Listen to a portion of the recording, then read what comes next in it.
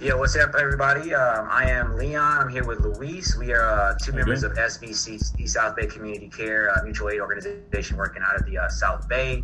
And this is what we are now calling Better Off Left, actually. And hopefully, what we're looking to do here essentially is to get into local news stories happening out here in the South Bay and kind of approach them from a radical perspective. Because unfortunately, a lot of the stuff that takes place out here is only discussed at best through a Democratic Party liberal perspective, and frankly, that just isn't going to cut it in most cases.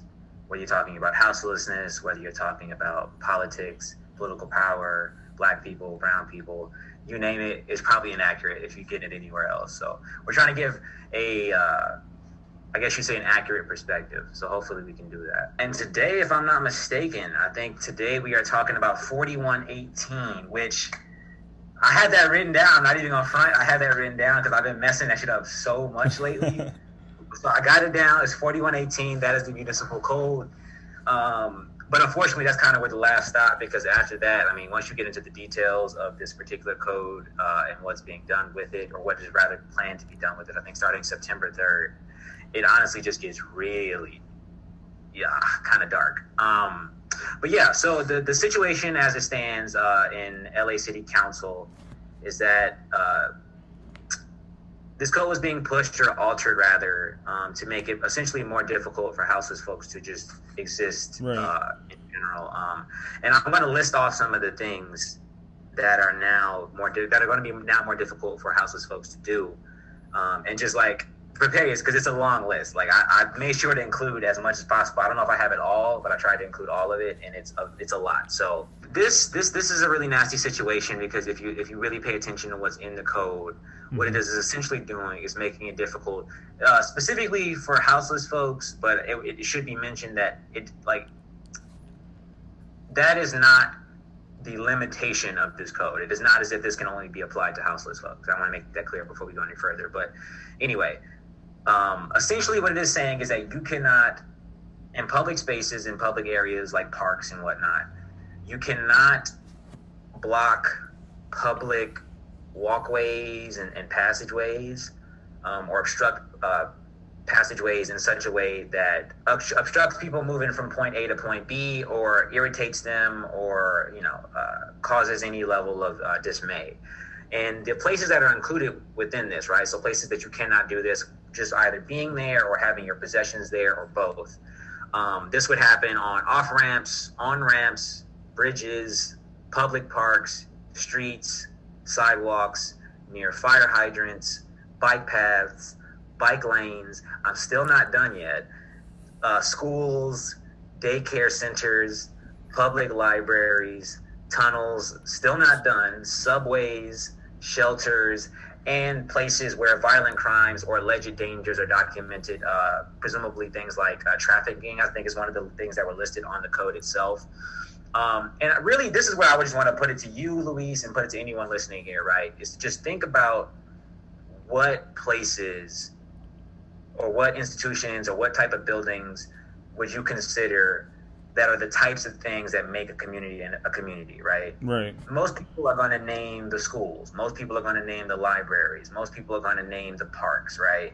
And what these codes are saying is, if you do not have a place to be, if you are poor, if you don't have, that type of situation, then you cannot be in these spaces, right? These spaces that are essential to community, right?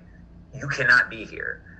And what's so wild to me, and then Luis, I'll let you give, what observations you might have to make on this.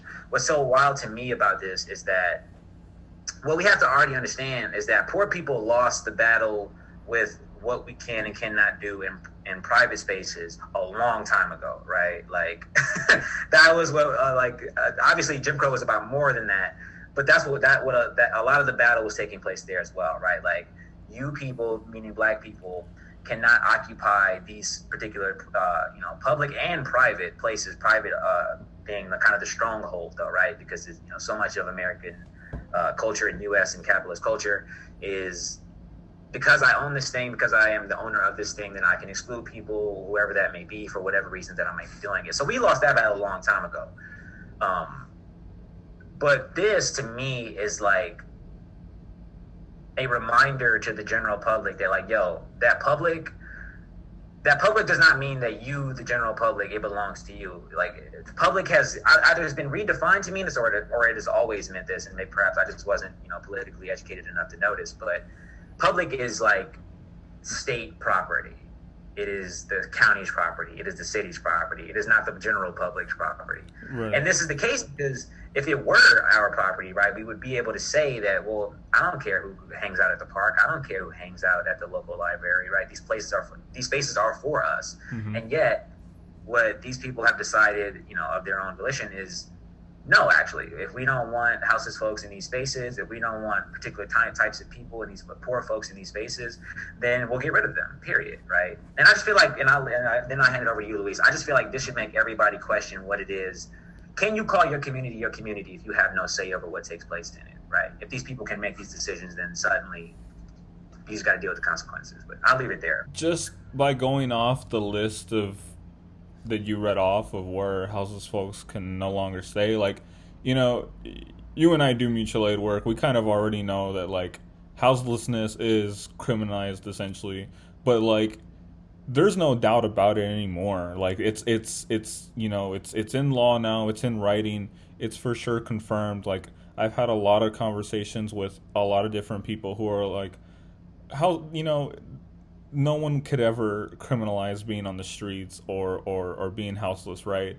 And we see that that's not true. The state can do, they can do any injustices they deem necessary to solve a problem, but in reality, there isn't going to be the issue of houselessness solved. There's just going to be folks in jail. The actual issue of houselessness, right? Unaffordable living, wages, right? Those things, those fundamental issues of houselessness and numerous other things aren't being addressed, aren't being solved. And I think it's important to call this what it is. It's criminalizing being unhoused. Like, that's what it is, and we should call it that. And to me, this is one of the largest reasons that the conversations around houselessness need to be elevated beyond just simple conversations about, one, criminality, and then two, about cleanliness. Specifically that second one, because really, like, let's just take all the political context out of here, right? Just on some human to human stuff. If I come to you as an individual and I say, yo, my cousin who is queer was recently kicked out of their home because of their queerness, and now they're on the street. If your response to that was either, hey, that they're, like, doing something illegal by being on the streets, or two, to say that, yo, like, that's somebody's neighborhood, they can't be out here like this, that's ridiculous, then you deserve to get punched in the mouth. Like, that's as simple as it really gets at the end of the day. Mm-hmm. Because the sheer inhumanity in those types of offers. But the wild thing is, that's not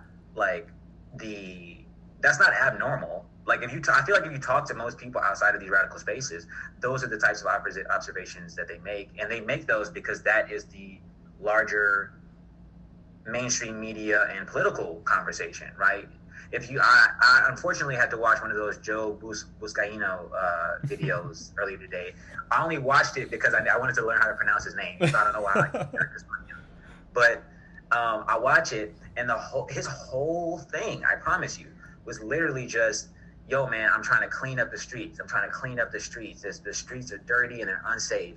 And it's like, if you just listen to this conversation or his little spiel, you'll forget that he's talking about thousands upon thousands upon thousands of human beings, people, right? Mm-hmm. Not too long ago, this park was filled with tents and trash.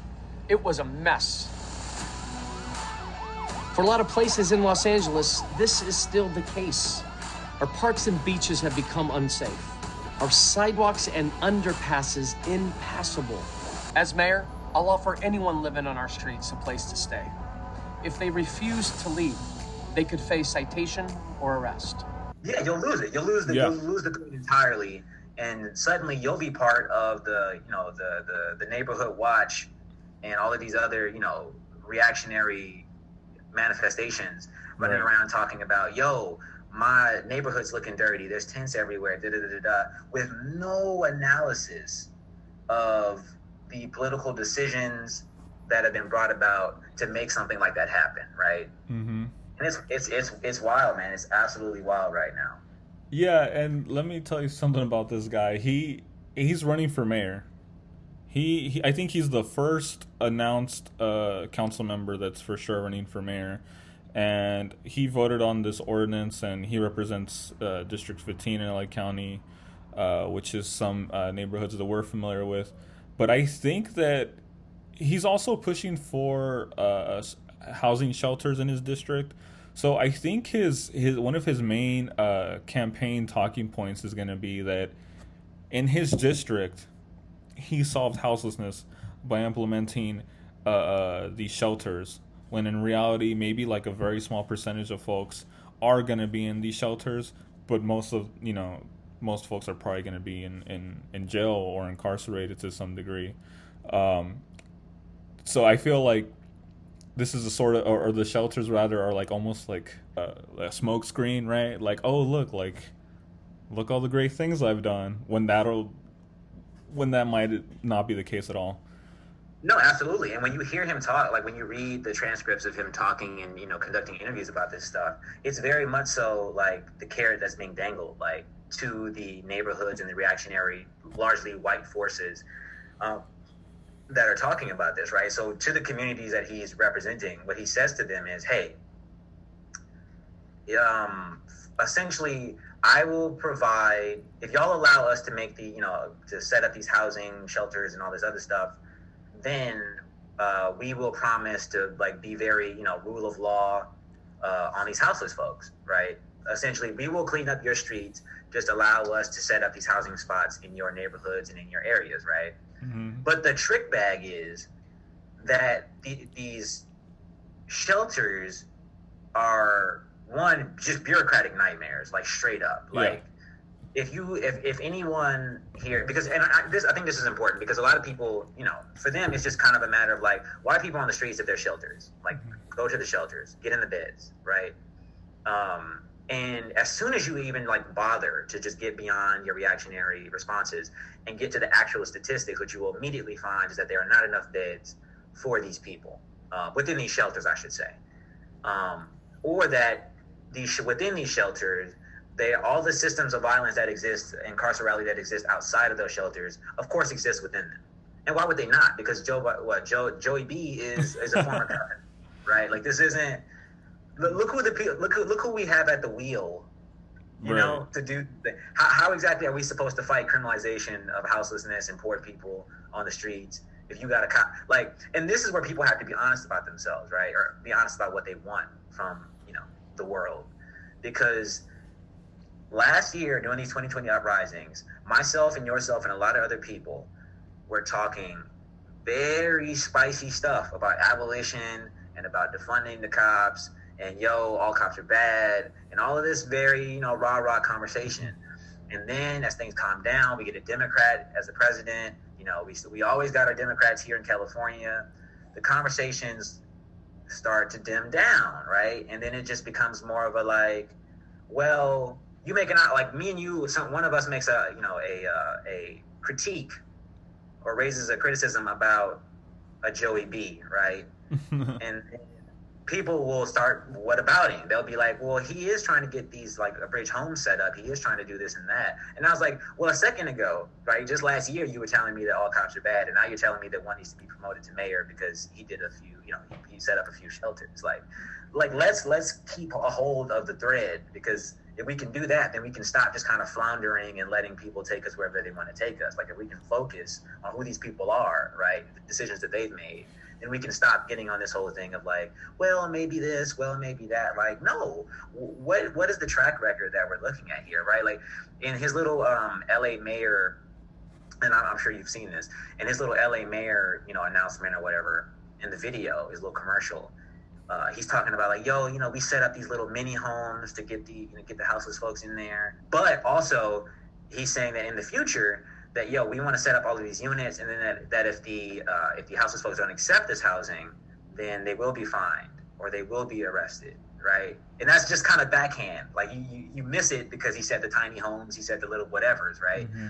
But it's like, no, the methods haven't changed, right? It's do what we say, or here comes all the carcerality, right? You know what I mean? Like, the methods haven't changed. All we've done is expanded. That's all we've done here. And so I feel like people got to be honest about who we're surrounded by and who the quote unquote leadership is. Yeah, and his backing of this code 41.18, I think, speaks to what you're talking about, that he's just a promoted cop, because it shows his colors, that he's kind of appealing to this kind of like NIMBY fear that, well, if you establish all of these shelters in my community, then the streets are going to be filled with all of these houseless folks. This kind of NIMBY attitude, not in my backyard for folks that don't know. This kind of attitude essentially says that they don't want them there because houseless folks have all of these, how do I put it, things that come with them, right? Like drug usage and mental health issues. So this code is essentially appealing to those concerns by saying, look, we're going to establish these shelters, but the streets aren't going to become an issue because now it's illegal for them to be on the streets. You know what I mean? So I think that bill kind of came at a very convenient time for Joey B, and he must love that, because in our specific community of Wilmington, there was a lot of hesitancy towards these shelters, but I think now his political strategy is to essentially remedy those concerns with this code. But yeah, and it's wild how eager he is. Like, again, none of this stuff is even going to be put in place until September 3rd, and a large reason for that is because they want to give these politicians time to figure out their outreach program for houseless folks, right? Because what they don't want to appear to be doing is just outright saying, yo, y'all can't be on the streets. They want to say, hey, we're going to try to offer resources, and then if they don't accept, then, we do what we got to do, which is what they always wanted to do to begin with, right? Which is get folks out the way. But September 3rd, right? This is when this is supposed to go. He is already, Joey B is already like marking spots that he wants cleared out. And it's like, yo, and this was prior to the meeting for developing that outreach. Before that outreach meeting had even taken place, or the first one, I don't know if they're going to have multiple.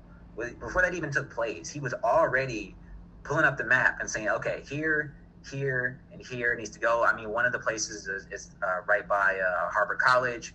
And I don't know, maybe you can speak better to this because you have more experience with Wilmington in general, but I don't know if he marked that because the Harvard College is near the freeways, and I don't know if there's a houseless encampment near the freeways, or if he just doesn't want them around that college space because they like to make those like incubators that don't really have much to do with actual communities outside of them, which is ridiculous because it's education. Why would you not need to know about the world you're within? But yeah, I thought that was interesting. There's one around the Way Home joint over there in Wilmington as well. But yeah, he's already marking these spaces up, and it's like he's so eager, like you can feel it. He's just ready to get people out the way. And look, in his defense, right, which is a wild thing to say because he's him, but in Joey B's defense, he can't solve this.